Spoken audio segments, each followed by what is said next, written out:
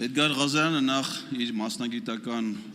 տարբեր ուղղությունների եւ փորձագիտական գործունեության համար ձեր գնահատականների կարիքը բացարձակապես չունի։ Ես ամեն դեպքում տվեցի։ Մի խանգարեք։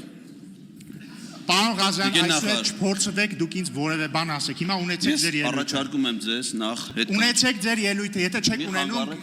դադարացեք։ Ելույթը ձեր ունեցեք կամ լքեք ամբիոն։ Խանգարում եք հիմա ինձ։ Ելույթը ունեցեք կամ լքեք ամբիոն։ Վերականգնեք ժամանակը։ Ես կասեմ ինչ անել, ունեցեք ձեր ելույթը։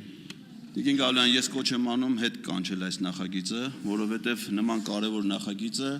նման շփթփ ռեժիմում կարծում եմ, որ չարժի քննարկել։ Առավել ևս դուք ներկայացրել եք նախագիծ, որը վերաբերում է կառավարության կառուցվածքին եւ գործունեությանը, բայց կառուցվածքային ըստեղծության ոչ մի փոփոխություն չեք առաջարկում, ընդամենը նախարարությունների անվանումների փոփոխություն է, որի հիմնավորումները դուք փաստացի չեք կարողանում ներկայացնել։ Որովհետև երբ որ ասում եք արտաքին գործերի նախարարություն ամբողջ աշխարհում գրեթե տենց երկիր չկա, որ չունենա։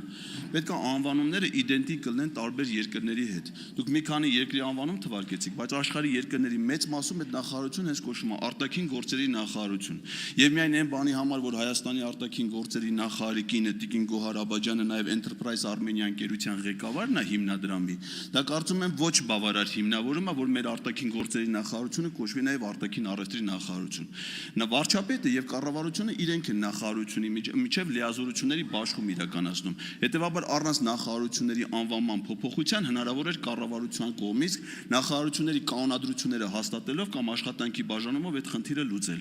Իսկ քանի դեռ Հայաստանի վարչապետը Նիկոլ Փաշինյանը Հայաստանում կարա լինի ընդամենը 3 նախարարություն՝ Ադրբեջանի շահերի նախարարություն, ԱՇՆ, Թուրքիայի շահերի նախարարություն, ԹՇՆ եւ հայերին պատժելու նախարարություն, ՀՊՆ։